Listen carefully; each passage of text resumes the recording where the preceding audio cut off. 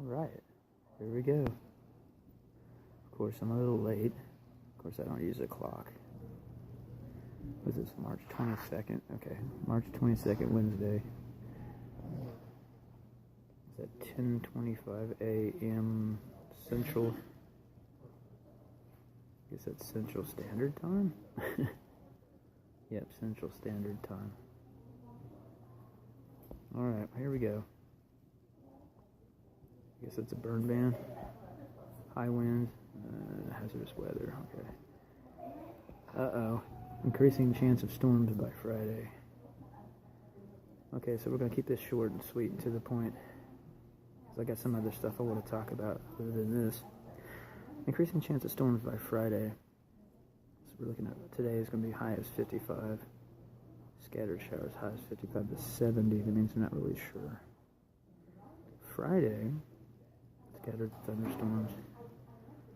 So we have Saturday, Friday. So starting, but we're going to worry about today. So actually, Thursday, Friday, and Saturday is the speculated storms. They're usually pretty accurate. Let's go ahead and check their radar. You know, they just allow me to use this stuff, and it says you shouldn't really make life-saving decisions with this information from this equipment because it might not be 100% accurate. Well, for general information, it's good enough for me to make decisions. So as long as it's, operating. So let's go back over here. Download the brief. Okay, situation report. Right, you know how we do it. Let's go ahead and pop this up. Boom. So we only got a one-page brief today. No severe weather is expected at this time. However, thunderstorms are in the forecast during the next 7 days. Basically, sober-minded.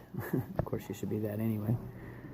And have your basics down and try to be within some kind of a healthy shape to handle any of the stuff that comes your way, known as spring weather.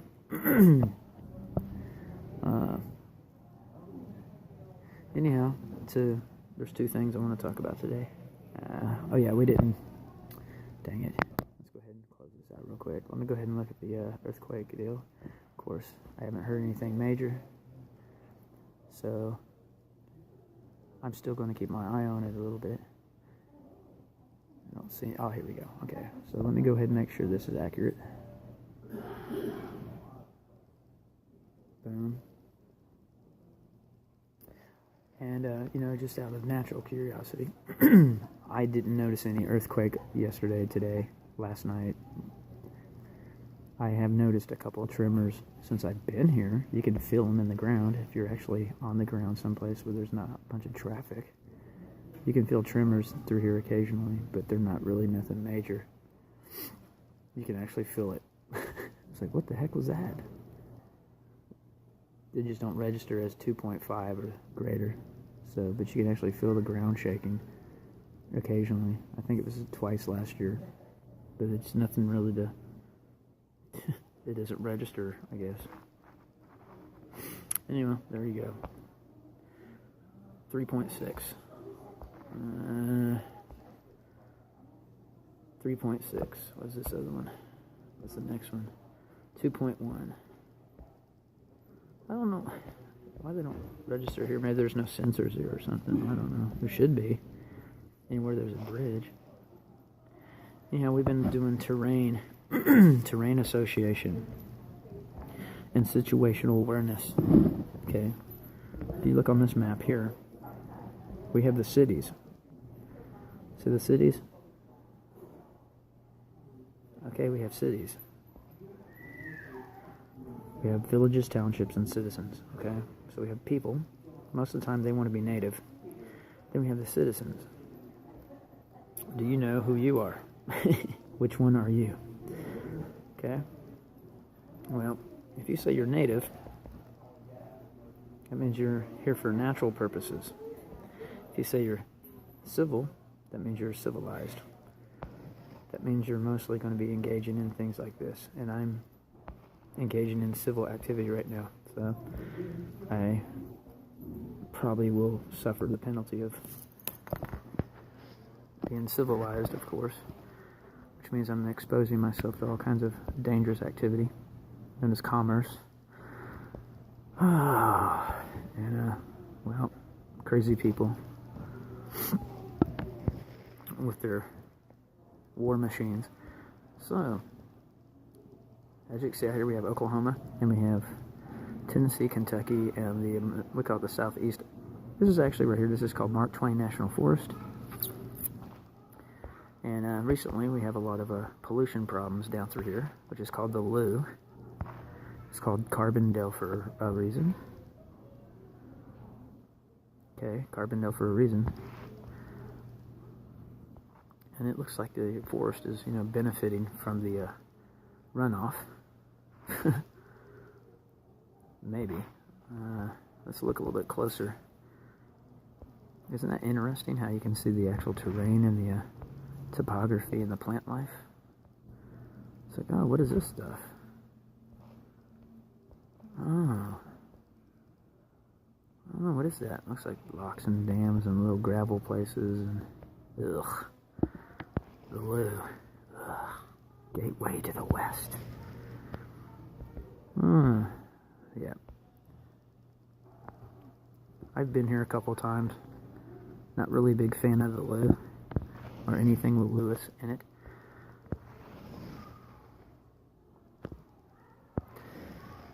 Alright, so anyhow, just be conscious of your terrain association and your situational awareness. That's what we're looking at.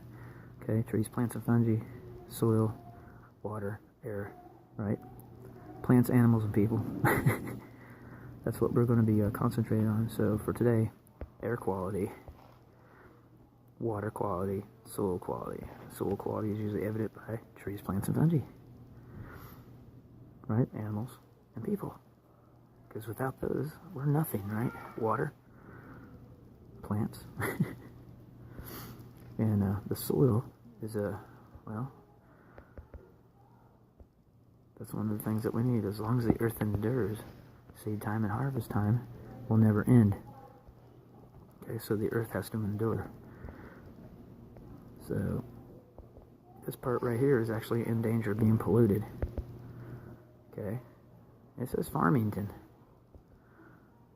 There's Ironton. This place right here actually is a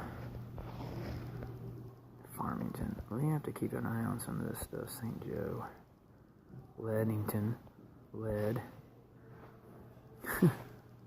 Basically iron, lead.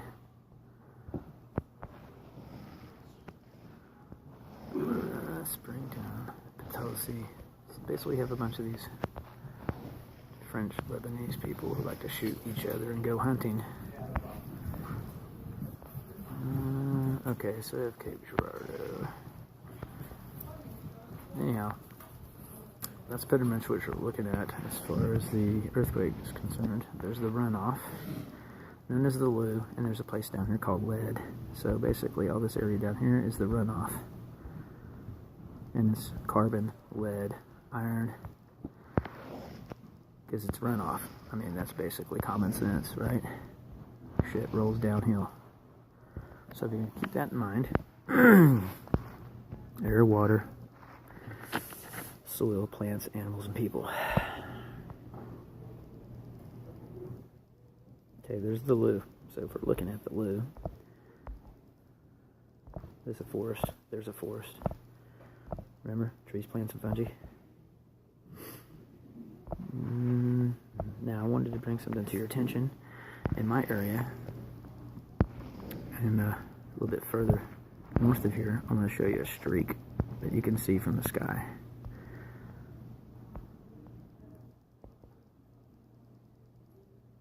Basically right through here. It's a flight path. That's actually where they've been flying back and forth. If I can find it. But you can see where they're tearing up the place. So where I'm at, it says Columbia, but that's just a city.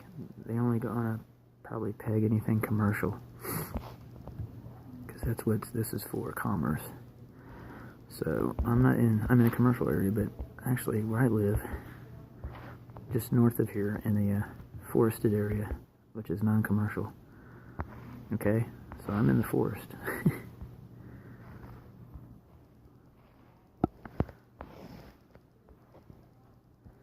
Alright, I'll just let you know I'm in this area. I'm not going to tell you exactly where I live, but in case you come through the area. I try to stay away from anything called hunting, unless I'm sitting there trying to convince them that they should stop. But I'll just let you know it's through here. This is my backyard. And I'm confronting the city down through here. I've hiked all this. Okay? I've actually physically hiked all this. Rode my bicycle down through this way. Hiked all this.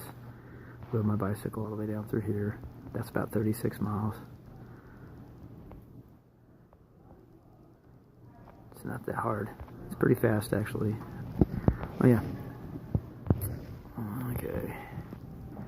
So if you're in the area and you're interested in attending the seminar this year for National Weather Service and SkyWarn, there's another one coming up in Jeff City. And like I said, it's the city. I'm not really impressed with that. They're going to say it's going to be out here. Apache Flats, out the Truman Road, Country Club. It's going to be at this location known as the mall. Okay, I think it's Truman. Where's the mall at? Somewhere around the mall. Got some kind of a mall or something going on around here. It's probably over here. Pioneer Trail, the mall, Commerce Drive, 2 Mile Road, Dixie Road. Oh, Dixieland Construction Company. Of course, we love them so much. Well, basically, once you get in the, if you're coming the way I'm coming, basically once you get into Jeff City here, you're gonna hang out. So you want to say, go right. Go out like you're touring towards Apache Flats.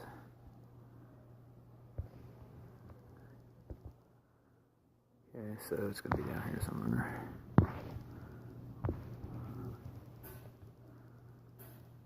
Somewhere down here.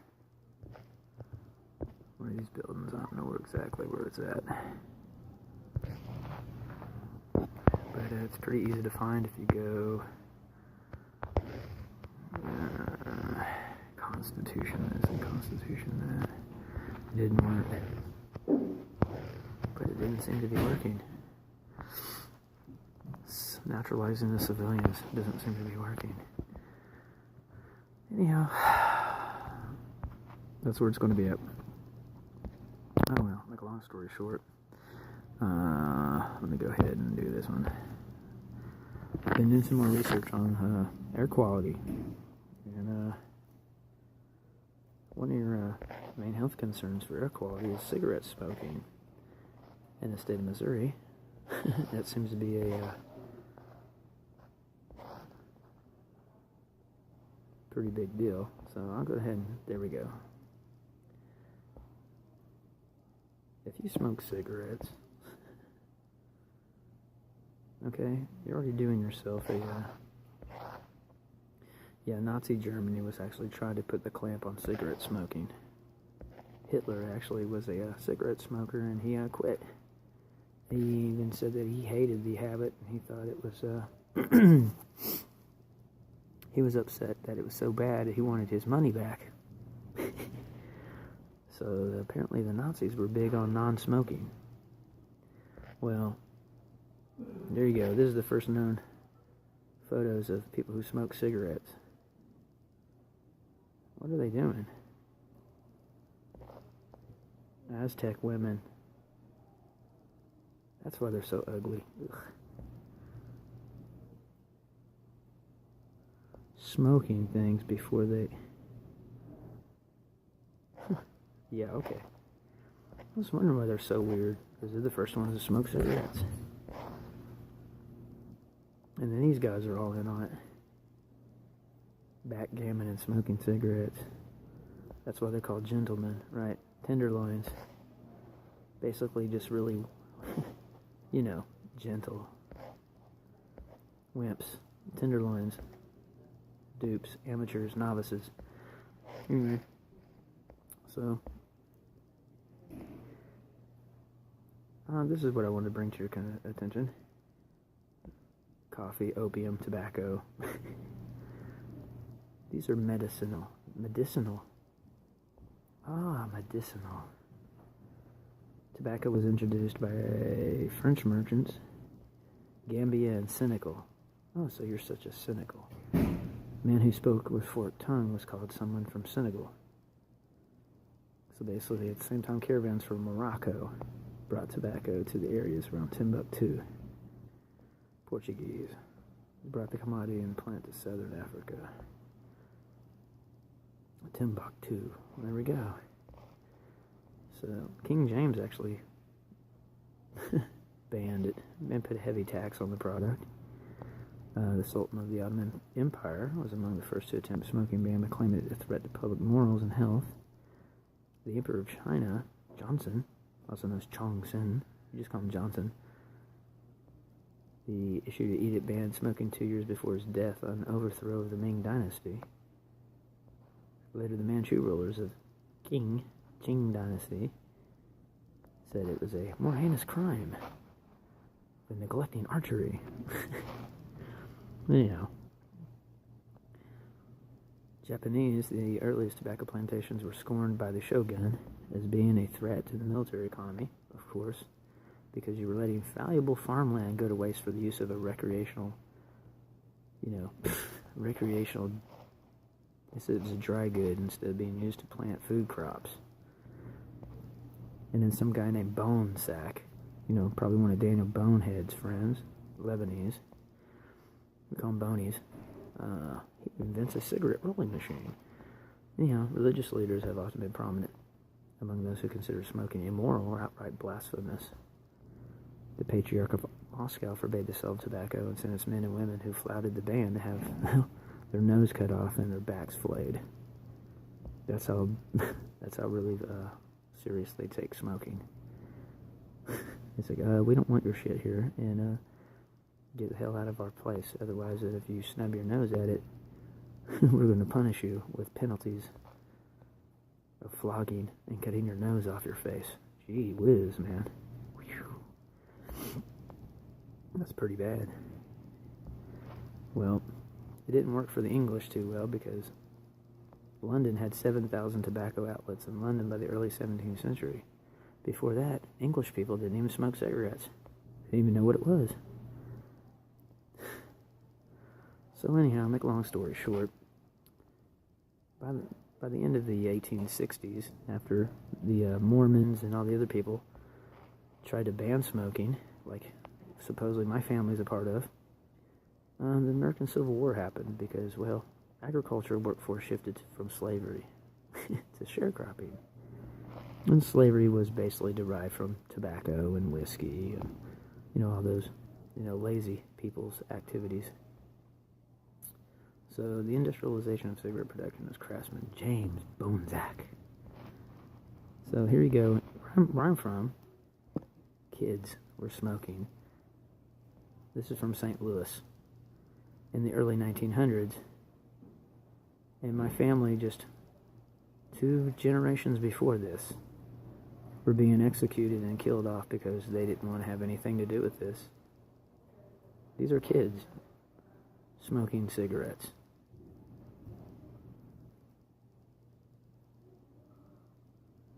One's got a Dutch cut. The other 2 just newsies. These are little newsboys. They're all smoking cigarettes and cigars and stuff. So I'm sure they were drinking liquor, smoking cigarettes. And anyhow, so the Great Depression, Adolf Hitler condemned his earlier smoking habits as a waste of health and money. So Adolf Hitler was a cigarette smoker, then turned around and hated the habit, so he goes totally opposite. And of course, women were more inclined to smoke than the men, but the men were actually more obvious smokers. So, what did the marshals do? The French? They flooded Germany with 24,000 tons of tobacco, free cigarettes, so they could win the war.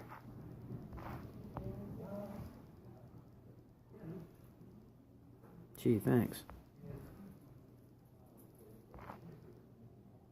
Anyhow, make a long story short, I thought I'd talk about air quality, and the first things first is that right there, right? So, your air quality. Some of it can be controlled just by a simple habit. Don't do it. Inhaling smoke. Okay? Anyhow, I just thought I'd cover that. And then if you smoke cigarettes, you should quit. Just don't. Try to find something else to do. Works for me. I've used them a few times. I smoked cigarettes and then I quit. I don't have nothing to do with it no more. So, if you smoke cigarettes and you live someplace where the air quality is, well, remember, we've been going over this. If you smoke cigarettes and you live someplace where the air quality is pretty bad, that's what I'm trying to bring to your attention. Look, there's St. Louis. So if you smoke cigarettes and you live somewhere around here, or down here, or down there, or down there, these are all the places that most of the time what's really weird is they smoke cigarettes. The whole reason why they go to work is so they can buy cigarettes. Some people, the only reason why they go to work is so they can have money to buy cigarettes. I think that's weird. In fact, it's just downright stupid. The whole reason why you work is so you can buy cigarettes. Causes brain damage. Kills nerve endings. You're breathing in formaldehyde and acetone and carbon monoxide, which is lead. See? Because remember, we're covering that right now. See? The air pollution there. And then we read, and look into the fact that the white papers on what, right, the air pollution's made out of, right? Basically, you're breathing in the same crap that you're trying to avoid for ambient air quality standards. So, you're smoking, and then you're breathing this crap in on top of that. Yep. No wonder. So anyway, just something to keep in mind. So we have 12 parameters of the National Ambient Air Quality Standards, okay? I'm not trying to, ruin your fun. I'm just trying to help you out. Uncle Glenn here is just trying to help you out. And I figured out what uncool means. I'm uncool.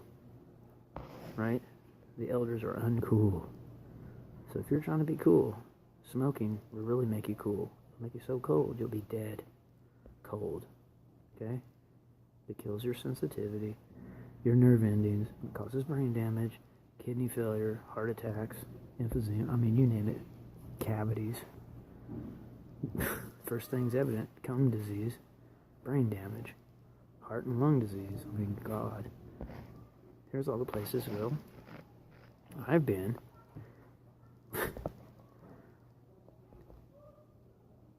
Okay, so we have the ozone standards, right? There you go. So just something to keep in mind. Ambient air quality starts with your lifestyle. First of all, do you spend a lot of time indoors, smoking cigarettes, inside of a car, inside of a building, inside of a factory?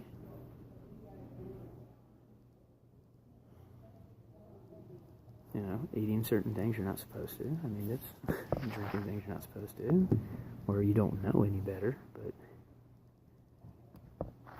so anyway, that's what I thought I'd bring to your attention. So we have storms coming up the next 3 days.